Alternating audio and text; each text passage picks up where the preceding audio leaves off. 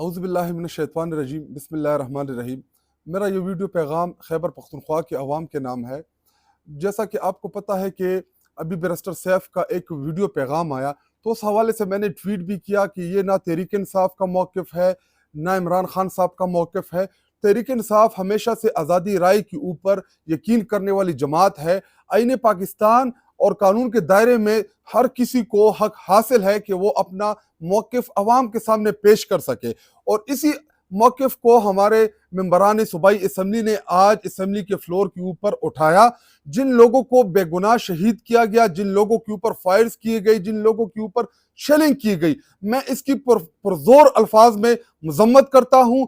اور تحریک انصاف ہمیشہ سے اس ملک میں رول آف لا کے لیے ان کی جدوجہد ہے، اور ہم آزادی رائے کے اوپر یقین رکھنے والی جماعت ہے۔ تو میں تمام پاکستانیوں کو یہ پیغام دیتا ہوں کہ ظلم جدھر بھی ہو، جو بھی کرے، انشاءاللہ تحریک انصاف اس کے خلاف کھڑی ہوگی۔